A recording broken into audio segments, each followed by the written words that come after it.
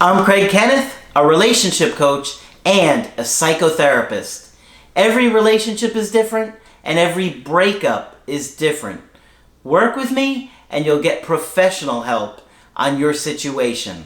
And if you're in no contact, focused on personal growth, my workbook series, The Knowledge, will help you make changes like you've never made before. Available now at AskCraig.net.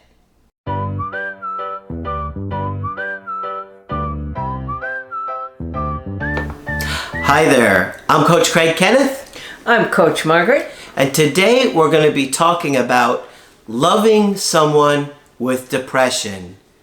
What to do. It's not easy to know what to do. It's not easy to know what to do.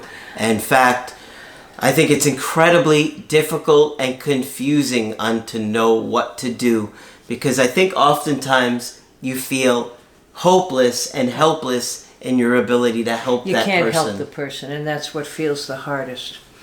Okay, and overall advice would be tread lightly, whatever it is you decide to do. Okay. All right, so let me talk with you about this article. I think you're going to find this one really helpful if you've dated somebody that is depressed. And all of us have depressed days, but sometimes it gets worse than that. Sure. Depression builds walls around people and between people. When someone you love has been dragged inside those walls, there can be a distance between you both that feels relentless. You miss them. They're right there beside you, except that they're kind of not. Not in the way you both want to be, anyway. They can withdraw so it doesn't feel like they're present to you. They can be sitting right there with you, but somehow emotionally they're not present with you. And you miss them. The symptoms of depression exist on a spectrum. All of them are normal human experience, but in depression, they're intensified. Okay. Not everyone who has depression will have a formal diagnosis. So knowing what to watch out for can help to make sense out of the changes you might notice. And you hear people say so-and-so is clinically depressed, meaning that they're depressed enough that a mental health professional would give them a diagnosis of major depression of some kind. Depression looks like a withdrawal. It feels that way too. It's a withdrawal from everything that is enriching and life-giving. Depression sucks the life out of life. That's how it feels. When depression bites, everything becomes hard. Life starts to hurt. Those who are bitten stop looking forward to things that they used to be very fond of doing. And that's one of the most telltale signs that things that used to make these people happy don't make them happy anymore. Yeah. So that when they go to cheer themselves up with the normal things, it doesn't work anymore. Yep. They stop engaging and they stop enjoying things, even the things they used to love. Yeah. They can feel hard to reach, and sometimes they can be angry and appear as though they don't care.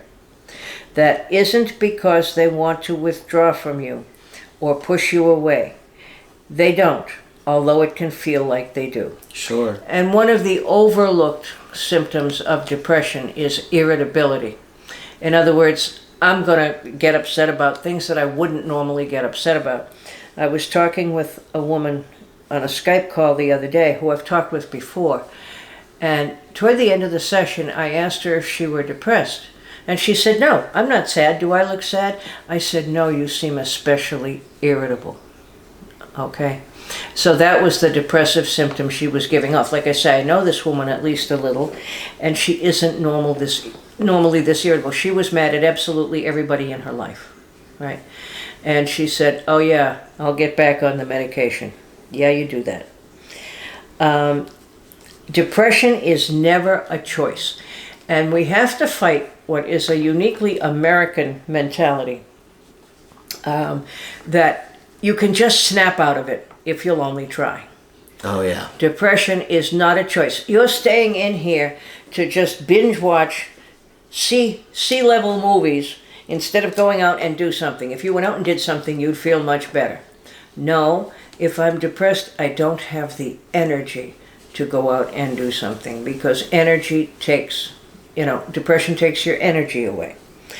So if people with depression could be happy, they would be. Depression leaves people feeling as though they've been scooped out with a spoon.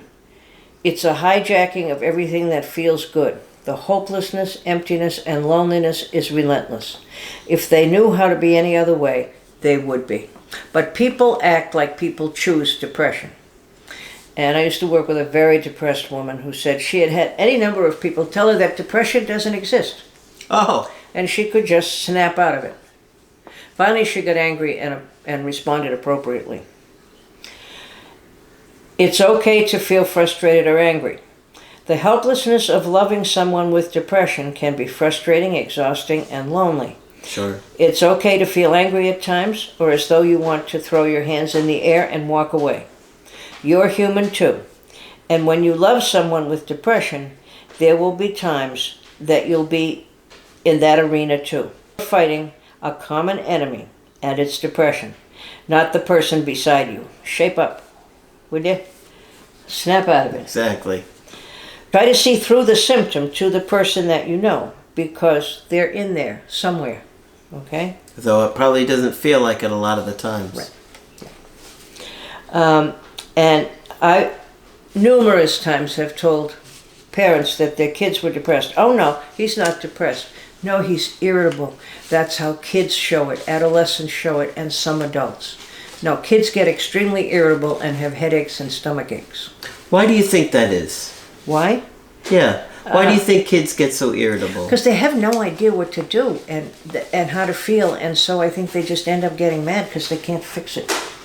And one of our lifetime tasks is to separate our feelings from our body. And kids haven't had as long to do it as we grown-ups have. Not that grown-ups don't, we all have. But kids, a quick way to withdraw for a kid is to have a stomach ache and not go to school, or have a headache. And and that's a common way to get your attention. And they're saying they need comfort, but it isn't for the headache or the stomach ache. They need somebody to ask them how they're feeling and how come they're sad. I feel like that goes real close with anxiety too. It does. Oh, it does. Anxiety and depression are definitely first cousins, and they're in frequent contact. And sometimes if you go to a psychiatrist for anxiety or depression, they will give you a medication that's quite well known for the other one. So they're two sides really of the same coin. Yeah. Okay? But like I say, we tend to miss it in kids because they get grumpy. Yep. When you love someone with depression, it can feel as though you've lost them for a while. The person you've always known and loved is still there, but they're withdrawn into themselves, away from the pain and hopelessness of it all, not away from you. It just feels like the safest place to be. But it doesn't mean that they won't have you right there with them if they knew how to do that. If they could get to you and be present to you again, they would do that. All right? But they might want to hold your hand instead. And that's when it's really important to be a partner who's got your back. Okay? You're grieving too. Depression steals people. If the depression has been around for long enough, you might feel a sense of grief. Sure. If you need to missing that person. Sure. Yeah, you're right there. Why aren't you talking to me? If you need to get angry, sad, or fall to your knees some days, that's okay. You're fighting a battle too. It's okay to pull back to recharge now and then, because you can't keep giving to this depressed person. You need a break too. Sure. Be kind to yourself and do something that replenishes you. All right? Reach out to someone, but don't lean on the person with depression. People with depression already see themselves as a burden, and anything that inflames that might cause them to withdraw even further. Okay? And I had groups of depressed women for years and years and years. Their least favorite terms were snap out of it. If you went out and did something, you'd feel better. I don't know why you're dwelling on all that negative stuff, because I can't get it out of my head. And I don't know why you just don't go out and do this, this, and this, because I don't have the energy. We talked about validating that last week.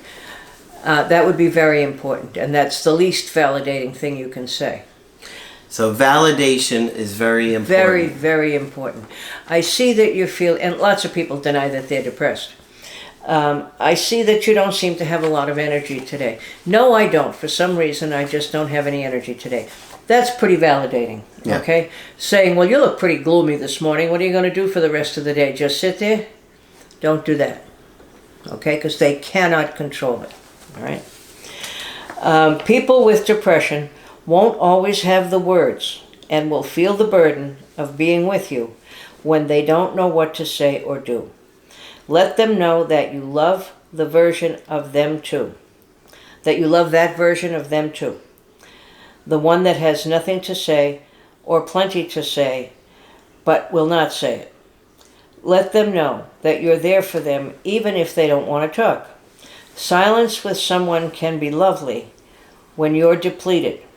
You don't have to be anyone different to who you are. You don't need to change or pretend to put on a happy face. I love you and I'm here for you. You can sit there and do your knitting, play on your cell phone, do whatever you need to do. Just be there, okay? And sometimes they don't even want to talk. People with depression are some of the strongest people I've met. They have to be. The pain and hopelessness of depression is immense. And to keep existing day after day under the weight of that takes an almighty fight, fueled by almighty strength and courage. It's not easy to come out of a clinical depression, okay? It takes guts to do it. Yep. What they're doing makes sense. We all have needs we can't give up. They're the big ones, and they're an inescapable part of being human. We want love, validation, respect, visibility, safety, influence, connection, appreciation, and purpose. You know the ones. When one of those isn't met, the temptation can be to push it down, just depress it, and not deal with it. Mm-hmm. Depress it to where it's out of awareness and can't cause trouble. But of course, any symptom, whether physical or emotional, will always cause trouble when it's ignored. Yeah, they're like, feelings are like adolescence, you know. If you ignore them, they escalate. It takes the strength of a warrior to keep pushing things down and getting on with life. Eventually, when people have been strong for too long, the armor will crack. Depression hurts, but it makes sense. It is a creative, adaptive withdrawal from the world that feels painful to be in and totally overwhelming. And not only that, you don't have the energy to fight back. You just don't have it. Being positive probably won't work. Let me translate that. Don't try to cheer the person up. It'll make them crazy. All right? It would be hard not to. I know. If you see somebody that you love, Yep. you know, depressed and sad and upset, it would be very hard not to try and be like, hey, let's go do this today. Look on the bright side. Hey, let's go do that. Look on the bright side. The Red Sox won. I thought you said the bright side. Reframing things positively is generally done with loving intent, but most likely it just won't work.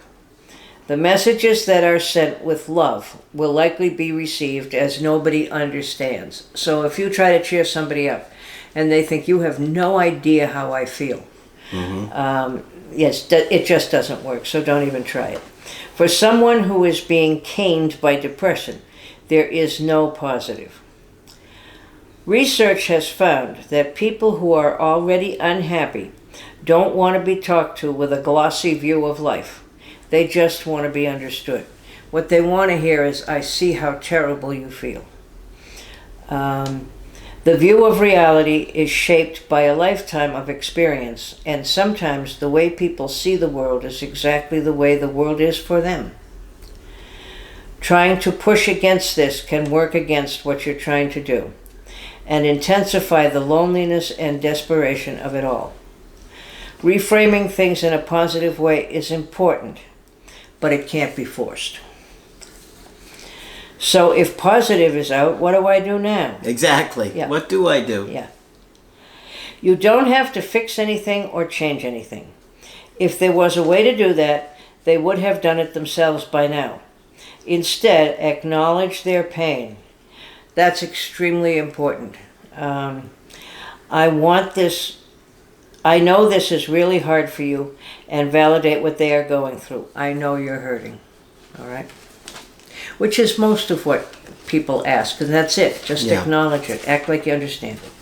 And if they get upset and they say, you don't know what I'm going through, you say, you're right. I probably don't.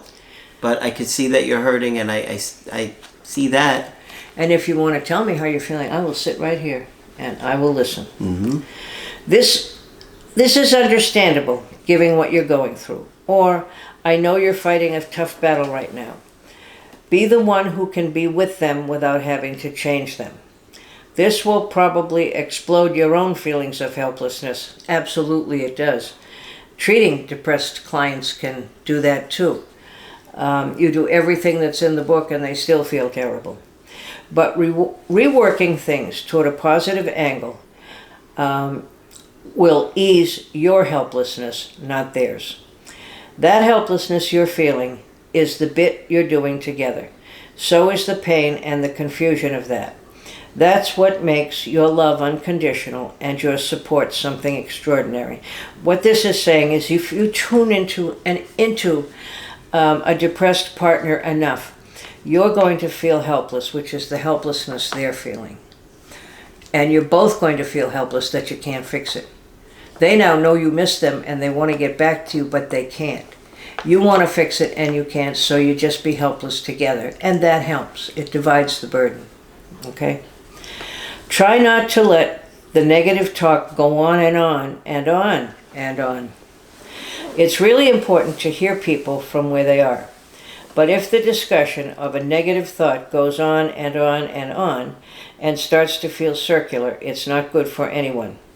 It's called rumination, and it can make it harder to move through the depression. Talk about it with them for sure, but try to persuade the conversation in a different direction after a while, if you can. It's kind of like what we were talking about obsessions. Ruminating is a different way of saying that. That if people keep rehashing the negative things that have made them depressed over and over in a way that seems circular, you want to stop it. Okay? We've talked about the car accident enough times. I'm not sure it's helpful to you anymore, you know. Maybe one more time. Maybe one more time. Or the unfairness of your boyfriend leaving you after all you did for him. You know. If you're struggling for words, let those be the words. There is no need to gloss it up. Now, I think that's a Canadian phrase. That's not one that we use. I think the lady who wrote this is Canadian. Mm-hmm. There's no need to gloss it up. The truth is that it's hard to know what to say because there's nothing that can take away the pain. Don't worry about saying the right thing. There is no right thing. Instead, say the real thing with love and an open heart. Share what you're feeling because chances are that they're feeling it too. Common ground will shrink the distance between you. You might not be depressed, but chances are you'll be feeling a lot of the things they're feeling. Sadness, confusion, frustration, helplessness, and the greatest wish that you knew how to make it better. I wish you weren't in so much pain. I wish I knew how to soften things for you, but I don't know how to do that. What I will do is be here for you as long as it takes. So what she's saying, I think, is a very lovely message. If you don't have any words, say that. I don't know what to say. I know there isn't anything I can say that's going to make you feel better, but I am going to be here for you. I wish I know what I could say. That would make you feel better. Knew what to say to you. To make you feel better, yeah. I think that's an honest place to come from. And that's what she's saying. If you're struggling for words, then those are the words, you know. Ask them what you do that doesn't help. And most people do stuff that doesn't help. Depression can be different for everyone. You can't be expected to know how to respond. Ask what people need from you and whether there's something they need you to do differently. Be open to the response and don't take it personally. And most people will say, because I've tried this, don't try to cheer me up.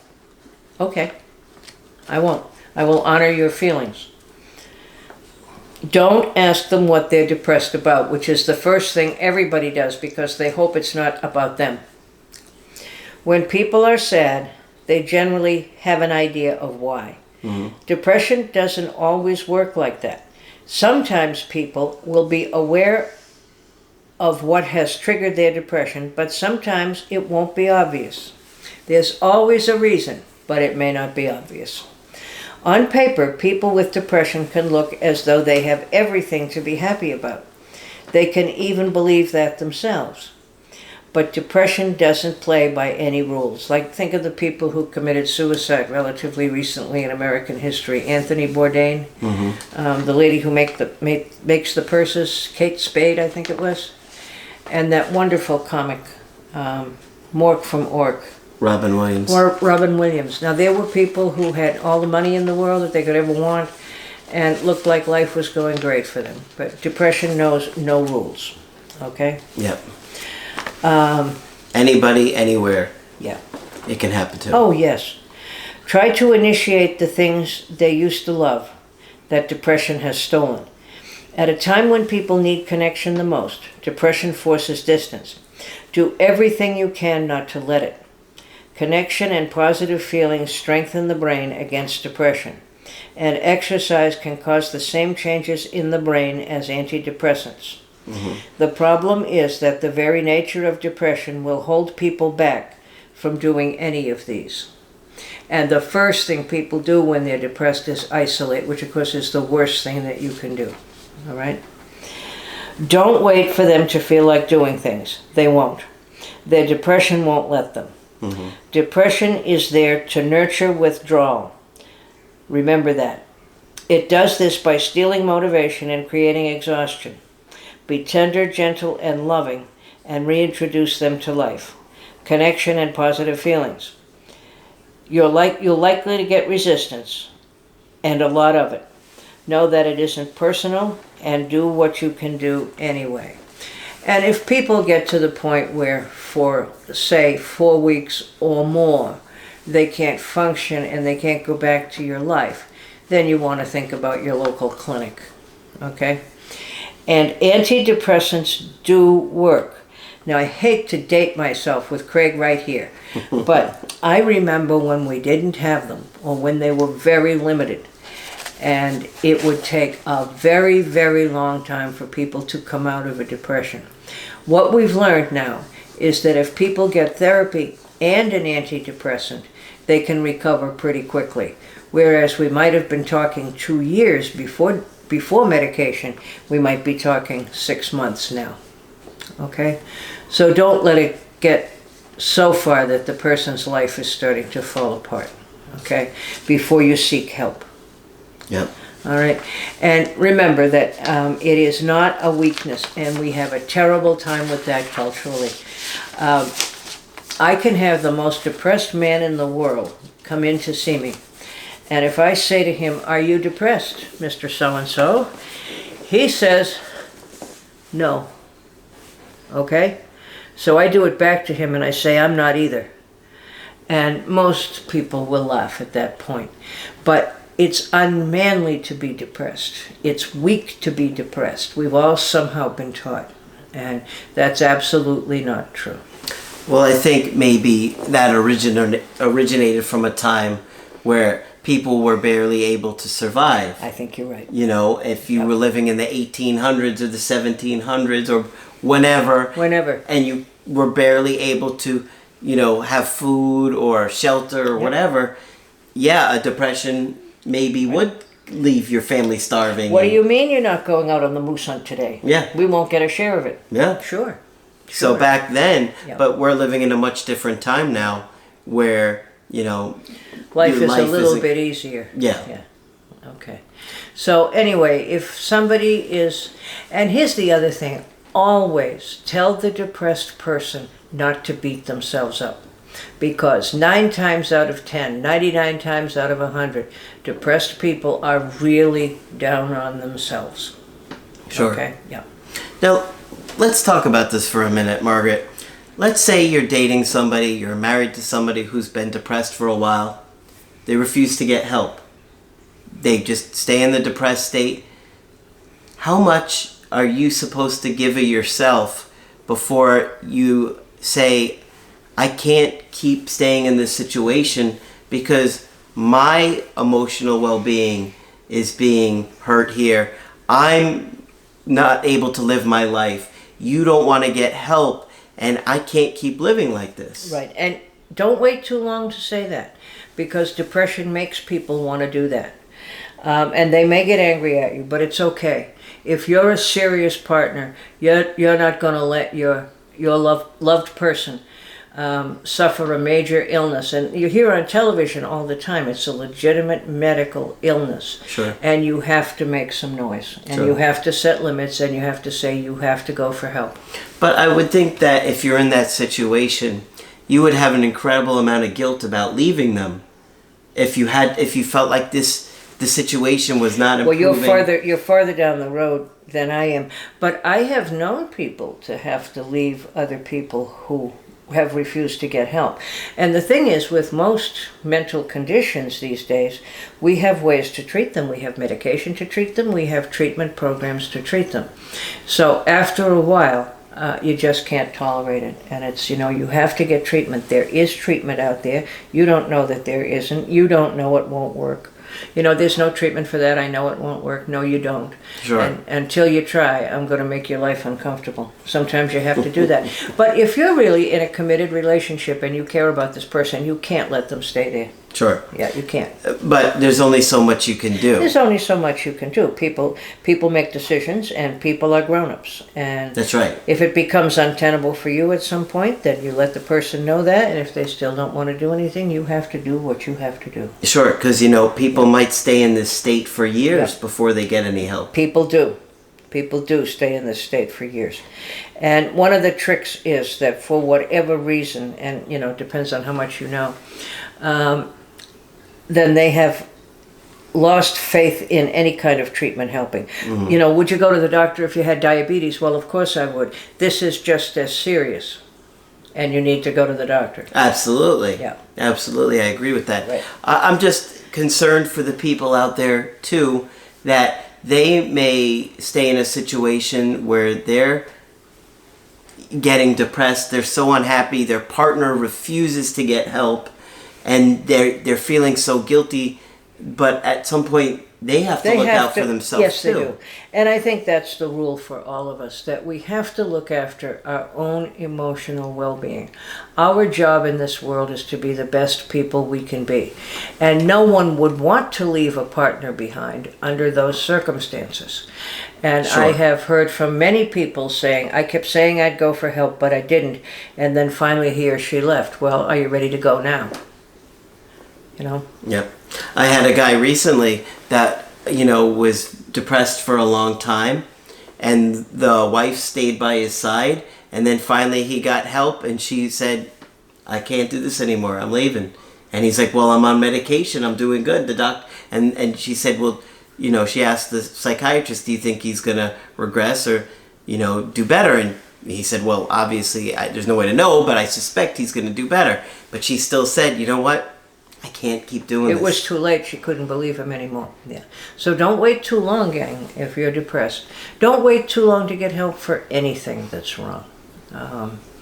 And, if you've promised X number of times and you haven't followed through, well, I'm going back with my husband because he's going to go for help. Has he been there yet? Well, no. Don't go until he's been there 3 to 5 times. Yeah. Okay? Because the disease works against it. And usually you find that these people came from a situation where things didn't get fixed and things have never gotten fixed in their lifetime. And you can tolerate, when it starts to really interfere with your well-being, you can't tolerate it. Or you can say, contact me when you're ready to do something. But until then, I can't do this anymore. Sure. Yeah.